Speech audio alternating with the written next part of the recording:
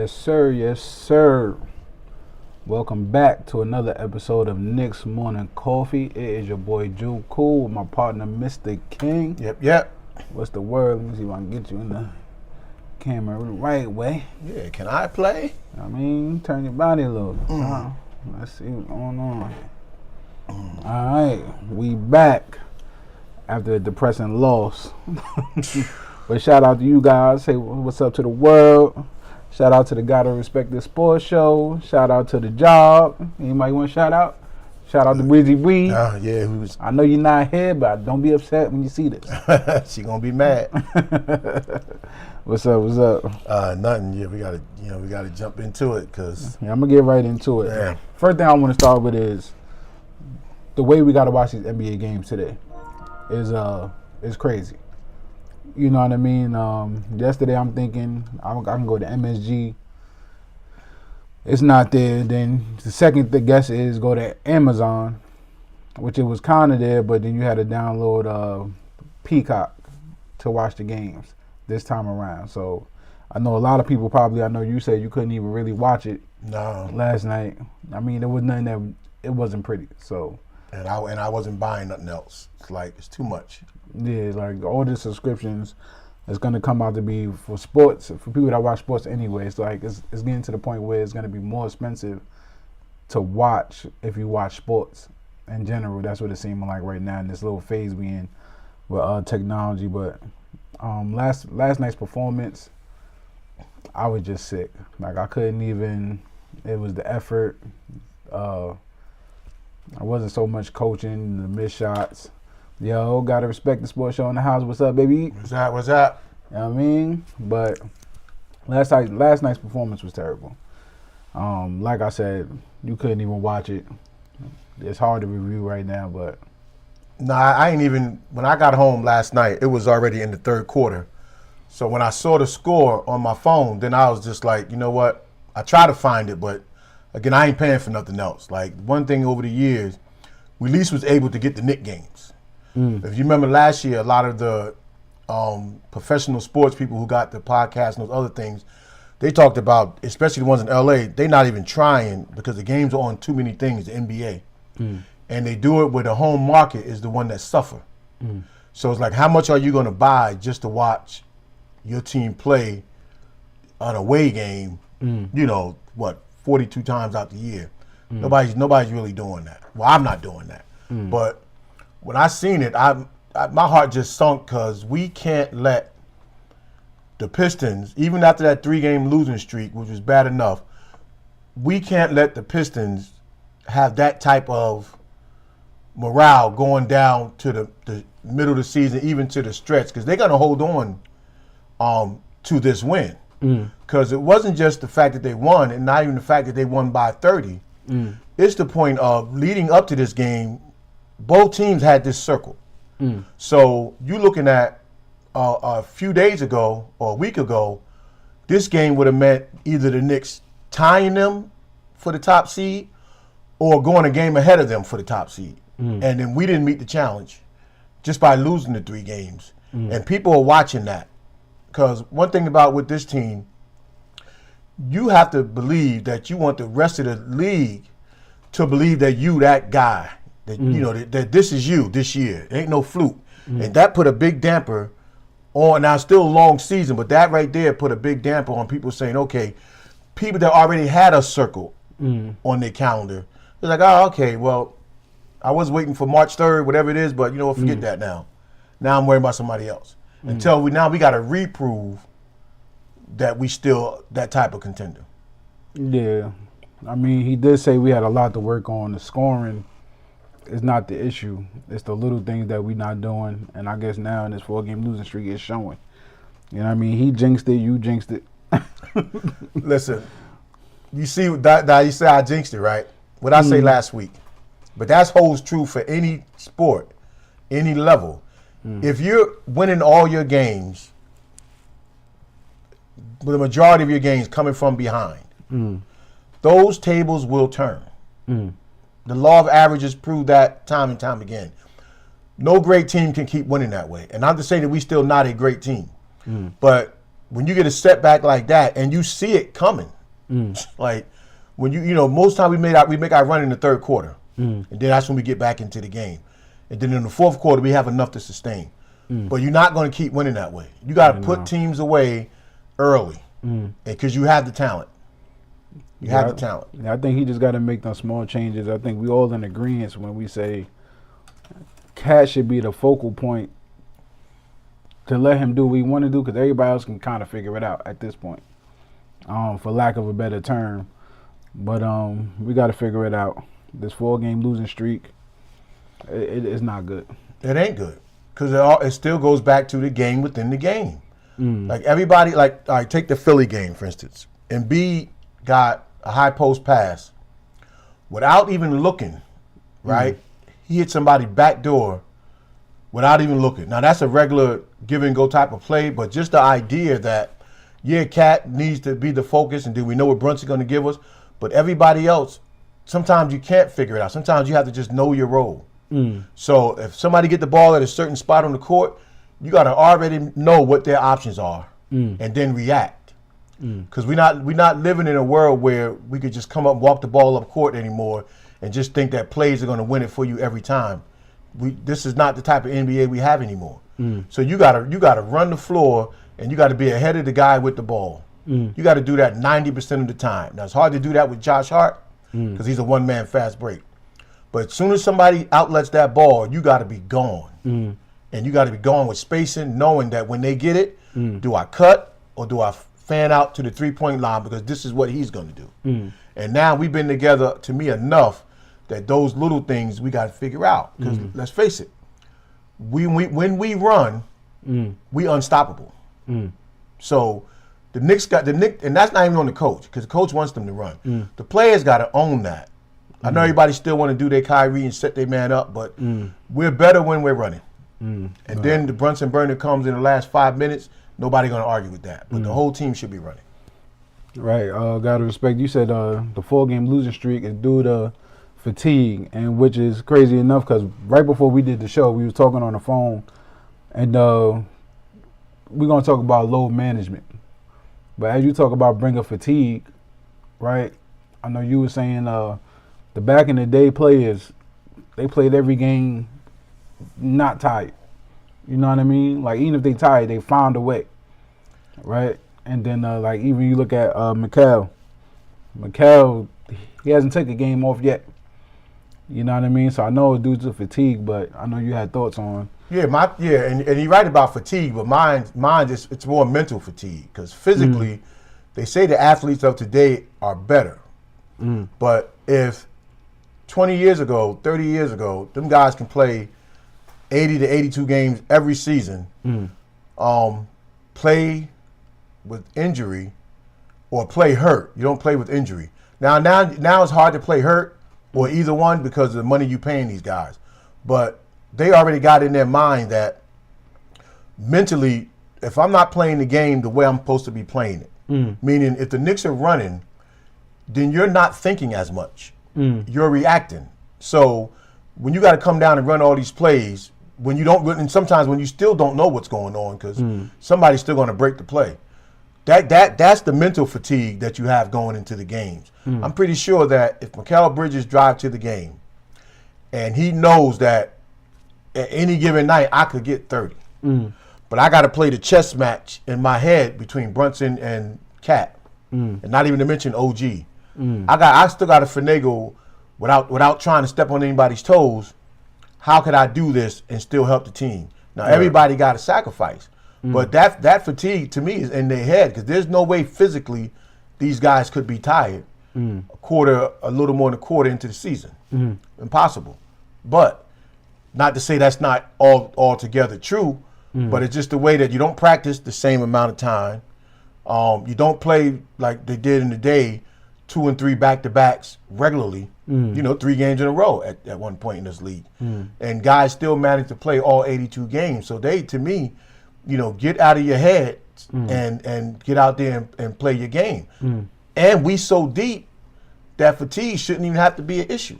If the coaches and the media and everybody recognize that the Knicks is so deep, it shouldn't have to be an issue, Yeah, I mean that's what I was gonna say. We didn't know our young Cole was gonna play this well, and they play a lot of minutes. You know what I mean, and they get us back in games. So I want to say it's due to fatigue, but I can't really say that. But okay, I can't say 100%. I know they probably tired. They playing more games, but this is where load management hurts you, right? Take a guy like Mitch. If when Mitch is on his game, and we could say you talk about two-way players, but we was talking about Brown. In Mitch's own role, he becomes an excellent two-way player when he's on his grind, right? And then you load manage him for a game or two. And Mitch is a timing and rhythm player. So you take that away from him for a couple games. Now he got to work that back in because he's not the same player. You look at him the past few games that he did play. I don't know if he played last night. yeah, Look at those past few games that he sat out. Well, I mean, before he sat out, he wasn't the same Mitch. He wasn't moving the same. He wasn't, clogging the lane and blocking shots the same way. And offensive rebound. He wasn't doing all that with the same type of timing. Because that's what the load management, when you hurt a key player like Mitch, it trickle effect down to the whole team. Because that helps. When they know when Mitch is in a certain spot, they know they could be somewhere else. Josh Hart don't got a gang rebound as much when Mitch is there. He could do other things, block out, whatever it is, get out on the break early. So that throws off the whole team when you start load managing guys who don't need to be load managed, especially guys in their mid-20s. And Mitch has a history of injury, but still, let it become something first. Because if we save him for the end, and then what if it don't be no end? The only thing about Mitch's injuries, or a lot of people around the league, is if we pay all this money, or not we, but the NBA, NBA pays all this money to make sure they got the best doctors and more efficient doctors and all this technology. How are they getting hurt so fast, so quick? You know what I mean? I remember there was a movie, Just Right, with Common and Queen Latifah. When she got him back, she had to do it a certain way to get him back. Like, this is what you got to do to get back in shape. So if they put it in a movie, I don't understand how in actual real life that this stuff is not being implemented. I mean, I don't know. But that's just modern medicine, even with load management, LeBron is still playing. Modern medicine is not always the key to keeping somebody healthy. Like, sometimes it's the little things that a person knows their body. And I remember how when Patrick Ewing with the Knicks, he would ice his knees up immediately. He didn't let it set in. Immediately after every game, you got 2 bags of ice on his knees. So now for the next day, he already ready to go to practice or go to another game without any setbacks because he knows his body. I'm not going to let all that stuff set in and get me going through the middle of the night and then tomorrow I can't move or perform at my highest level. So, guys got to also get back to that. Stop being cute with all these things we got in the locker room that help us and get back to knowing what it is that get you out, And a lot of times it's the same things you did that got you there, that got you to this NBA level. Go back to some of those little things. You know how to work kinks out your body. So go back to doing that and keep yourself on the floor. Because you're not saving nobody nothing by, like they said, the average guy might play till he's 28, and then you get some guys, they're lucky they make it to 33, and you rarely get a LeBron to make it to 40. But that longevity comes with people like that. Like think about like a Josh Gibson. Gibson, was that his name? Imagine what he probably do, even though he was never a high quality player. Imagine the things he probably do to keep himself on the floor day in and day out and ready day in and day out. And that's what these guys got to do. Work on your own body. And a lot of it for the Knicks, I could tell is load management because they don't even have real injuries. It just says day-to-day and ankle sprain, and then they're out. They're not doing like Mitch is not doing a back-to-back. Yo, G, what's up, baby? I know I seen somebody in the chat said we need to make a trade. It's not on our list to do, but it's almost like I seen Knick Fan TV. They was posting a guy that was saying straight up. I think it was OG and Josh Hart, right? And for Giannis, you still keep Cat and Mitch. I would do it. I mean, I don't think that's possible. OG and Josh Hart. It was Giannis. Like OG, Josh Hart, or Mikal and Josh Hart. It was one of those straight up. for Giannis. So it might have been OG. I forgot what they said. I mean, but yeah, nobody would not take that. And something like that, too, would have to been done early for chemistry-wise. Because something like that, you can't go into playoffs trying to figure it out. Because I even saw another one where they had for Sadiq Bey. And it was funny. It was right after, who was that team he's on that beat us? And it was Dadier and I forgot who the other player was. It was Yabusele and for Sadiq Bey. I wouldn't do that because Sadiq Bey is a real nice player that I kind of wanted when he came out of Villanova. But where you gonna put him? Yeah, it got to be somebody that makes sense where you gonna put him. If you're gonna take a guy like him, then you got to relieve another guy like OG or Mikal because you can't have too many duplicate players. Yeah, especially all in that same height range. I think that's probably what's killing Yabusele right now. It's like, where does he even get the ball to even play like he did on Philly? Yeah, because we run Philly, one of the slowest teams in the league, unless Maxey's pushing it. So you got Yabusele. If you're not using him to a skill set, I don't want to give up on him yet. If we lost him at this point now, I wouldn't cry. But he has value, but he's never going to. I'm gonna say never, but barring the injury, the minutes and production that we need from him is just not going to come. And it's a shame because you see when he does even shoot the three, which that's not even what I was counting on with him. When he shoots the three, he shoots it with confidence. So we'd have to find a way to get him out there where he feels comfortable enough just to play his game for the minutes that he's out there within the role of the team. And it could be done, but you don't want to trade him without getting something out of him first. Because that'll end up being the thing that hurts you. Right. Yeah, but again, even on the front of a trade, and everything is on the table when it comes, to the Knicks. But with the 5 guys that we got on the court, where is the most likely place to make a trade? At what position? Because we get a lot out of the center position because at some point in the game, Cat plays center. So at what position are we lacking? And I think that problem would be solved when Shamet come back because Mikal is not really a 2. So we don't have that guy until Shamet comes back to really just sit out there and stroke it when everything else is breaking down. Come on, you can't start that early. Man, come Can't on do that now. early in the morning, man. You can't start that early in the morning. We still need that 3-point threat that sits out there and lets it fly just to keep the defense honest and even to break somebody's spirit. So, but where would a trade come? What position will a trade be needed at? Ideally, if it was right now, I don't even think there's an ideal trade. G, he was wilding, G.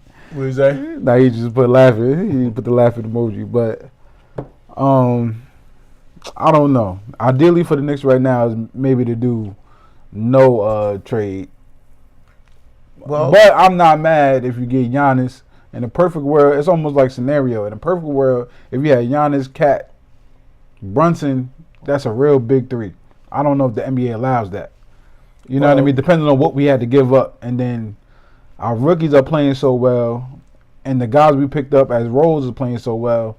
If you did have to just give up one, even though the absence of Josh Hart is killing us right now for these past couple. I don't know if we'd be losing because he's not doing the things that he do on the court, or we just losing. So we're not even going to be able to tell until he come back. If he come back next game and we just start going on a run, maybe it was Josh Hart. Well, we won. We won without him too. How many games though? I can't say how. I know like I remember when I think it was Alan Hahn had made the joke during the game. Josh had texted him when McCullough, when he did real well that game, and he said, "I know Josh is happy," and then Josh texts him, "No, I ain't." So guys can step up. What Josh brings, of course, is something that we don't have, but we still have enough to beat these teams, especially the statement games. Now you don't got to win all the statement games, but you can't go get blown out either by 30 after having a 3-game losing streak. Yeah, no, that was because this snowball could roll all the way down the hill for a while, and you win 1-2 here and then lose 3-4 there. And today we can't even say, oh, it's just Detroit. because these young core teams are different this year. Like, this is a different era we going into the NBA. It's no more about that 1 or 2 stars. So, yeah, we can talk about a big 3, but if y'all can't mesh together, y'all not beating these young teams like Detroit, Spurs, Orlando. We could probably go on and on. You know what I mean? But you're not going to win if y'all don't get it together. Because they got it together. They know their roles. They know their strengths. These players seem like they are friends. You know what I mean? They're cheering each other on the bench. Matter of fact, he don't even know Detroit's 2 of their pieces wasn't even there. I know you said Durham, and who's the other? I think Durham and the other G, if y'all remember who wasn't there. Yeah, that's a shame. But I think they were saying it before the game started when we did the show yesterday, and I'm thinking that's a clear win. The dude Shaq said, he's like, nah, he got Detroit, even though he's a Knicks fan, but he said Detroit might win this one. And I was like, nah, we got this. Well, he probably confident. gave it to them because they're home and because we coming off a losing streak. But see that the Knicks got to realize, right? It's not just when Detroit beat you, and that's why I put Detroit over, even if they wasn't in first place. I put them over Orlando and Cleveland and stuff for us, because they got that taste in their mouth. Like they started. See, Joe, you got to stop, man. See, you got look. All right, I'm not paying you no mind. Nah, listen. Cameron rolling over in his grave right nah. Look. All right, look. When the team you beat, when they started feeling last year that they could punk you into a win, right? Even though we ended up beating them, they really started to believe that they had our number. So when you waiting a whole summer to come back for that team, in their mind, they feel it. So you got to let them. See, Joey, now you got me throwing off. See, look. You got me throwing off my bad. My bad, yeah. But anyway. I told them I'm not hearing this no more. You say something out of pocket, I got to let them know. All right. But Detroit is hungry. And not the kind of hunger that they should beat us in a 7-game series, but the kind of hunger like, again, you always got to reference back when the Lakers was doing their thing with Magic Johnson and them. Yeah, they was always getting to the NBA Finals. But Dallas Mavericks with Mark Aguirre and them guys was giving them hell. Giving them hell. But they still was able to beat them because they still always had that edge. And that's what the Knicks got to try to keep over a team like Detroit. You have to keep that edge because when you lose it, they have enough talent. They don't have our type of talent to me, but for their team and knowing their role and really knowing their roles more than us, they have enough talent to. If we got to get them out of out of our head and let them know that we the big dogs on the block. Right. And it ain't about Milwaukee and Boston no more. Not that they can't still win, but again, this is the changing of the guard. So are we a part of the changing of the guard, or are we going to let these Detroits, Orlandos, and all these teams get up and go ahead of us? We got to make a move, and you got to make a stand now. Yeah, we the last of a team that get put together, and we the last of this probably. Like them just getting a whole bunch of different pieces and trying to just mesh them together instead of just going the Detroit route, Sixer route, developing these players. So we got to make it happen now, or we starting all over from scratch in maybe a year or two. We wanted to revisit the hanging the cup banner, and I know we was out for some time when all this stuff was happening. We winning the cup, Christmas game, but I think that would be something to be proud of. Like, people do make good points, but hanging that cup banner, I think would have tied the year that we're having together, make them feel more proud. You know what I mean? Something to fight for.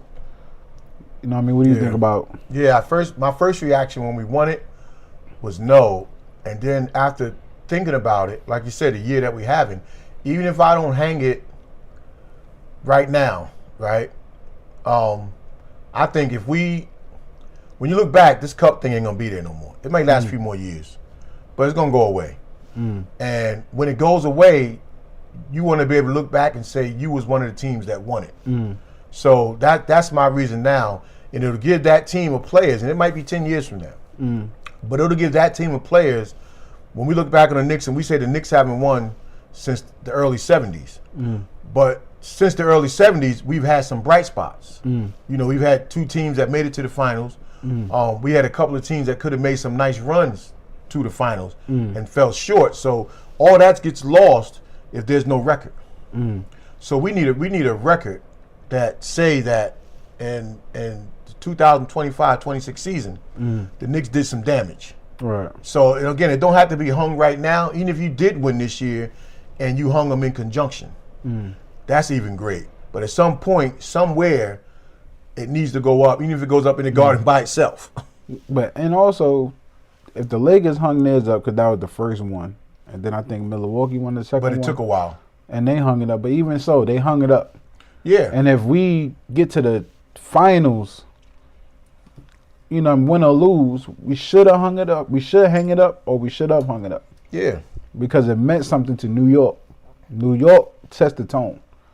You know what I mean? We dictate what goes on with the Knicks and how we feeling. You know what I mean? We set the city on fire after that. No other team does this but us. So if we was proud of it, as New Yorkers, we was all proud of it. Nobody, not one New York fan or New Yorker said, oh, it was just an NBA Cup. No, it meant something to us. We was winning when it count. Christmas game meant something to us. It meant something to everybody else every other year. You know what I mean? Yeah. So why when we win, we can't feel good about it? Well, so that's the only thing that's making me more mad about not hanging up that NBA Cup banner. Is any other year, they would have said Knicks is going to lose on Christmas when the lights is bright. You know what I mean? Any other year, they're going to say we're going to lose on Thanksgiving or a holiday. Or since when did these games don't matter? Well, Christmas always matter. But again, like you said, it took Milwaukee and the Lakers. It took them time. Their first reactions also was no. But probably for the same reason that I'm saying, years from now, the cup won't be there. And you want to be like the Lakers will always be able to say, like if LeBron would have won that cup championship in his early years, he probably would have said no. He was the one that wanted to hang it.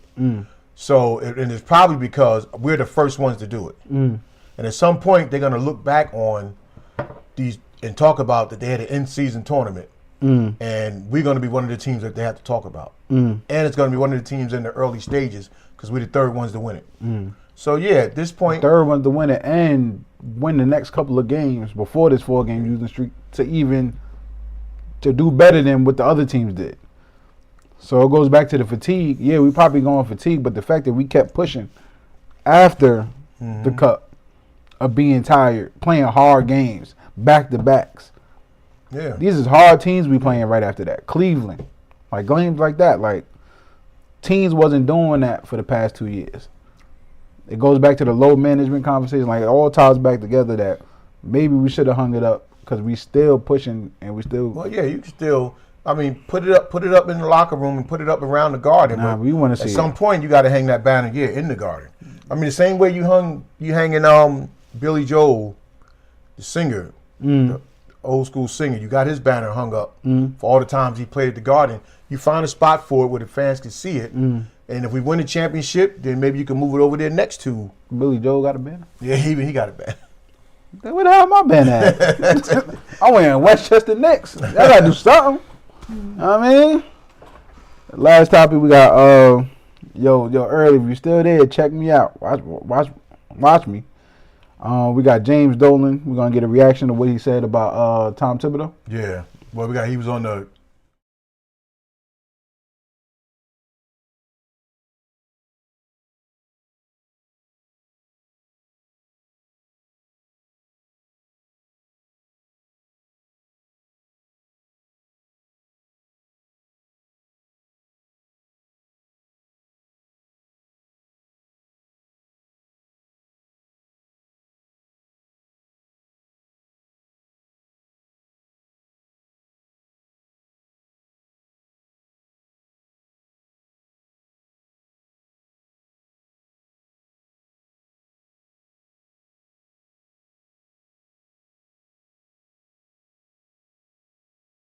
Thought the team needed a different voice in the locker room, and what was the genesis of moving on from Tom?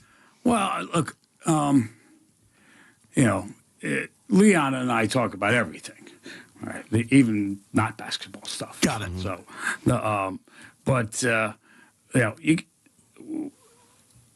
the team is really built on the shoulders of Tom Thibodeau. Right, he built that core. Sure. Right, we went as far as we did last year, and so you really got to take your hat off to Tom, and the job that he did. But we did come to the conclusion that we had an idea of how we wanted to organize the team, and actually it goes for both teams, and and that meant we needed to evolve, right? Actually, beyond the old traditional coaching, right? Formulas, etc. And we tried to work that with Tom. It really wasn't his thing. I don't want to put words in your mouth. From that, do you mean? Interesting, because when he first was saying we, my mind wasn't thinking about Leon Rose and Worldwide West. For some reason, at first, my mind was thinking about Isaiah Thomas. Because remember, one of the problems that some of the other president general managers had, he was going over their head to seek advice from Isaiah. So he said 20 people goes into these decisions. So we still don't know if it's Leon. We always knew that West wanted to make a change. So he still left it gray, but just the idea that Tibbs wasn't going to conform. And that's really was like resting the guys. We know the main thing was, giving the guys some rest and playing the young guys. So I just thought that was interesting to Dolan to come out and actually say Tibbs. Tibbs wasn't listening. Tibbs said last year in the interview, "I'm doing what I want to do." And he said, "Me and Dolan talk all the time, but I'm running the team the way I want to run it." So you go out that way, and he went out doing it the way he wanted to do it. With a bang. Tibbs. So that's what you do. Now, he did get the kiss of death in the beginning when they praise you in the beginning, and then there's the but. So he praised Tibbs. Again, right. This is not like, if say we do win, this is not, to me, the exact same thing as when Steve Kerr took over for Mark Jackson. It ain't the exact same. But if we win it, Tibbs still get a lot of the glory. But we know the imprint that Mike Brown has on his team by playing these young guys. And not just playing them, but playing them to their skill. And coaching. Yeah. So I thought that was definitely. Part of his development. Like I said, I don't know if Tibbs' way of doing things helps with player development of the young guys. It might hone your skills in as Brunson, but it won't do nothing for you if you're not playing Hawk Porty and all the other players that gotta get a feeling for the game. Yeah, see, Tibbs don't take away, like, whatever skill you come to the Knicks with as a young guy. That's the part. That's the development part. If Tibbs puts you in and you can find a way to do it, that's fine.